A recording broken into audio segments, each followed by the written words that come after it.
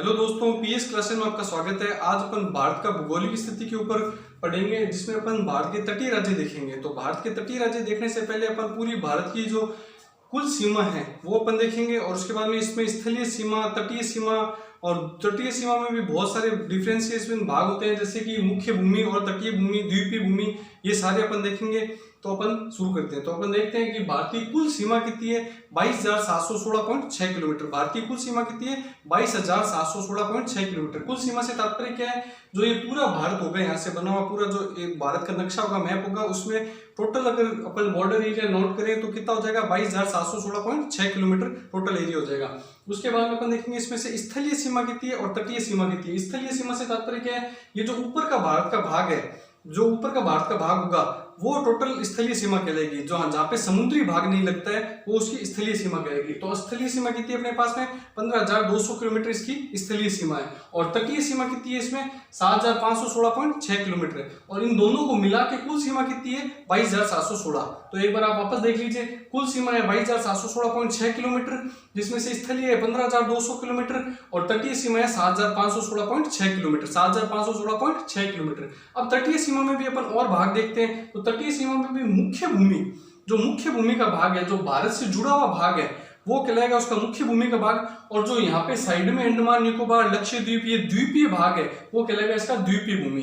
तो इसको भी अपन दो भागों में बांट चुके हैं, तटीय भाग को भी, एक तो मुख्य भूमि और एक द्वीपीय भूमि। तो मुख्य भूमि की लंबाई कितनी है, 6100 किलोमीटर। जो ये 9 राज्य आते हैं मुख्य भूमि में, तटीय राज्य कितने आते हैं, भारत के 9 राज्य आते हैं। मुख्य भूमि में भारत के कितने तटीय राज्य आते हैं, 9 राज्य आते हैं। ये 9 राज्य कौन कौन से हैं, गुजरात, महाराष्ट्र, गोवा, कर्नाटक, केरल, तमिलनाडु, आंध्र प्रदेश, उड़ीसा और पश्चिमी बंगाल, ये 9 राज्य आते हैं। इन 9 राज्य की सीमा कितनी है, 6100 किलोमीटर। और द्वीपीय भूमि की कितनी है, 1416.6 किलोमीटर। जो 1416.6 किलोमीटर कौन कौन से भाग है, ये अंडमान निकोबार का भाग, लक्षद्वीप का भाग, ये जो द्वीप समूह भारत के अंतर्गत आते हैं, उनकी सीमा कितनी है, 1416.6 किलोमीटर। तो अब अपन देखेंगे कि इसमें कौन कौन से द्वीपीय राज्य हैं और द्वीपीय राज्य में कौन कौन से जगह के घाट हैं और उन घाटों के क्या क्या नाम है, वो अपन देखेंगे। इसमें पहले अपन एक बार वापस से इसके जो 9 राज्य हैं वो देख लेंगे, और कौन से पूर्वी तट में आते हैं और कौन से पश्चिमी तट में आते हैं वो मैं आपको एक बार बता देता हूँ। तो अपने पश्चिमी तट के एरिया में इस साइड का भाग पश्चिम भाग कहलाता है और इस साइड का भाग पूर्वी भाग कहलाता है। तो ये पश्चिमी साइड का जो एरिया है वहां पे कितने राज्य आते हैं, इसके 5 राज्य आते हैं। और यहाँ पे कितने राज्य आते हैं, 4 राज्य आते हैं। तो टोटल कितने हो गए अपने पास, 9 राज्य हो गए। देखो अभी आपने को मैंने बताया था भारत के तटीय राज्य कितने हैं, टोटल 9 राज्य। इसमें से पश्चिमी साइड में कितने आते हैं, 5 राज्य आते हैं। और पूर्वी तट की साइड में कितने आते हैं, 4 राज्य आते हैं। तो अपन अब वापस देखते हैं कि 5 राज्य इस साइड में कौन से हैं और 4 राज्य कौन से हैं। तो 5 राज्य इसमें से पश्चिमी साइड में है, जो है गुजरात, महाराष्ट्र, गोवा, कर्नाटक और केरल।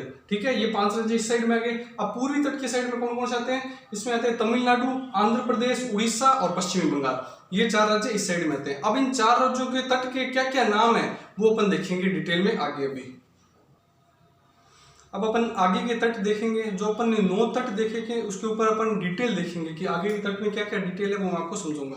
तो अपन ने यहाँ पे पश्चिमी तट देख लिए थे, यहाँ पे अपन ने पूर्वी तट देख लिए थे। टोटल कितने तट थे अपने पास, 9 तटीय राज्य थे अपने पास। इसमें से 5 यहाँ पे थे और 4 तटीय राज्य इस जगह पे थे।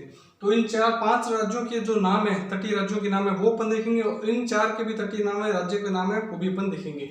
तो अपन देखते हैं गुजरात। गुजरात का है काकड़ापार तट, ये क्या कहलाता है, काकड़ापार तट कहलाता है। और ये सर्वाधिक लंबी तटीय सीमा रेखा वाला राज्य है, ये सर्वाधिक लंबी तटीय सीमा रेखा वाला राज्य कहलाता है। यहाँ पे एक 24 डिग्री रेखा निकलती है, जो कि सर क्रीक रेखा के नाम से जानी जाती है, जो कि भारत और पाकिस्तान के बीच में विवाद की स्थिति में है। तो ये यहाँ पे अपन को एक एक्स्ट्रा फैक्ट याद रखना है, 24 डिग्री जो रेखा है वो सर क्रीक रेखा कहलाती है, जो भारत और पाकिस्तान के बीच में विवाद की स्थिति में है। और ये काकड़ापार तट कहलाता है। गुजरात का जो तट है वो क्या कहलाता है, काकड़ापार तट कहलाता है। और ये सर्वाधिक लंबी सीमा रेखा वाला राज्य है, ये सर्वाधिक लंबी तटीय सीमा रेखा वाला राज्य है। उसके बाद में दमन दीव, जो कि यहाँ पे महाराष्ट्र के एंडिंग पॉइंट पे जो भारत की जो बॉर्डर लाइन है उसके ऊपर पड़ता है, दमन दीव वो है। और उसके अलावा महाराष्ट्र, इनको दोनों को इंक्लूड करके, और गोवा, ये 2 राज्य, महाराष्ट्र और गोवा दोनों राज्यों को इंक्लूड करके कोंकण तट के नाम से जाना जाता है, कोंकण तट के नाम से जाना जाता है। और ये व्यापार के लिए सर्वाधिक फेमस जगह है, ये व्यापार के लिए सर्वाधिक फेमस तट है, एक तरह से कहने का मतलब ये है।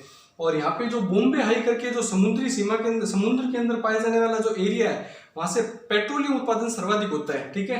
उसके बाद में अपन देखेंगे कर्नाटक। कर्नाटक का जो एरिया कहलाता है वो कन्नड़ तट कहलाता है। एक अपन एक्स्ट्रा फैक्ट और है वो भी देखेंगे गोवा का।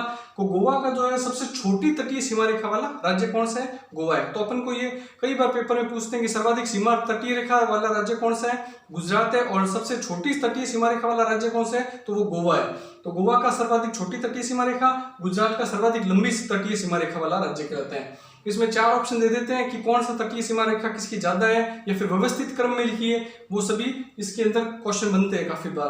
तो अपन देखेंगे गोवा देख लिया, उसके बाद अपन देखेंगे कर्नाटक। कर्नाटक का जो तट है वो क्या कहलाता है? कन्नड़ तट कहलाता है। कर्नाटक का तट क्या कहलाता है? कन्नड़ तट कहलाता है। यहाँ पे मैंगलोर या बेंगलोर करके एक जगह है, मैंगलोर या बेंगलोर दोनों ही आ सकते हैं परीक्षा में, इसलिए मैंने दोनों नाम लिए, मैंगलोर या बेंगलोर। तो वहां पे जो जगह है वो लोहा इस्पात अयस्क के लिए फेमस जगह है, मतलब लोहा इस्पात उत्पादन के लिए फेमस जगह है यहाँ पे कर्नाटक का मैंगलोर तट। और इसको तट को क्या बोलते हैं? कन्नड़ तट बोलते हैं। ये तटीय सीमा रेखा वाला राज्य जो इसकी तट है वो उस रेखा को क्या बोलते हैं? कन्नड़ तट बोलते हैं। ये अब अपने पास लास्ट में केरल।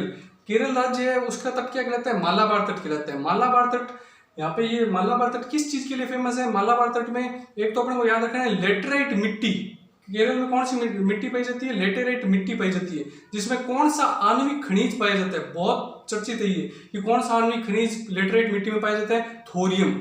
और बहुत बार क्वेश्चन पूछा गया है कि थोरियम कहाँ पे पाया जाता है, भारत के कौन से राज्य में पाया जाता है, किस प्रकार की मिट्टी में थोरियम की अधिकता पाई जाती है? तो अपने को सीधा सीधा बताना है लेटेराइट मिट्टी होती है और उसमें थोरियम आणविक खनिज है वो पाया जाता है। और इनका उपयोग परमाणु भट्टी वगैरह में यूज करते हैं, उसमें इसका उपयोग करते हैं थोरियम का। और ये जो थोरियम वाली जो लेटेराइट मिट्टी है वो नारियल की फसल के लिए या फिर नारियल के लिए उपयोगी मानी जाती है। और यहाँ पे एक बार मोपला आंदोलन भी हुआ था केरल के अंदर, मालाबार जो क्षेत्र है उस जगह पे मोपला आंदोलन भी हुआ था, जो कि नील की खेती के लिए जाना जाते हैं। और यहाँ पे एक और एक्स्ट्रा फैक्ट है कि भारत में सर्वाधिक सबसे पहले मानसून कहाँ से प्रवेश करता है? तो मालाबार तट से सबसे पहले मानसून प्रवेश करता है। 1 जून के आसपास यहाँ पे मानसून टकराता है। और उसके बाद में अपन देखेंगे कि ये अपन ने चारों तट देख लिए, 5 राज्यों के 4 ही तट है। इस साइड में 5 राज्य थे और इनके 4 तट है। चारों के अपन नाम देख लिए, काकरापार तट, कोंकण तट, कन्नड़ तट और मालाबार तट। ये अपन ने चारों तट के नाम देख लिए। अब इस साइड में जो 4 राज्य हैं उनके 2 ही तट के नाम है अपने पास, जिसमें एक तो है तमिलनाडु का तट, वो क्या कहलाता है? कोरोमंडल का तट कहलाता है। तमिलनाडु का जो एरिया है वो तटीय भाग है वो क्या कहलाता है? कोरोमंडल तट कहलाता है। और जो आंध्र प्रदेश, उड़ीसा और पश्चिमी बंगाल, आंध्र प्रदेश, उड़ीसा और पश्चिमी बंगाल का जो तटीय भाग है वो क्या कहलाता है? उत्तरी सरकार तट कहलाता है। ये क्या कहलाता है? उत्तरी सरकार तट कहलाता है। ये इन तीनों राज्यों का सम्मिलित रूप से उत्तरी सरकार तट के नाम से जाना जाता है। आई होप मैंने जो भी आपको तटीय राज्य पढ़े हैं और जितना डिटेल में पढ़ाए हैं आपको अच्छे से समझ आया होगा। अगर समझ आया है और पसंद आया है तो लाइक कीजिए, ज्यादा से ज्यादा शेयर कीजिए और सब्सक्राइब कीजिए। और जो भी हो सके अगर आपको कुछ इसको और डिटेल में पढ़ना हो तो मुझे कमेंट करके बताना। और अगर पसंद आया हो तो लाइक कीजिए, शेयर कीजिए, सब्सक्राइब कीजिए। Thank you.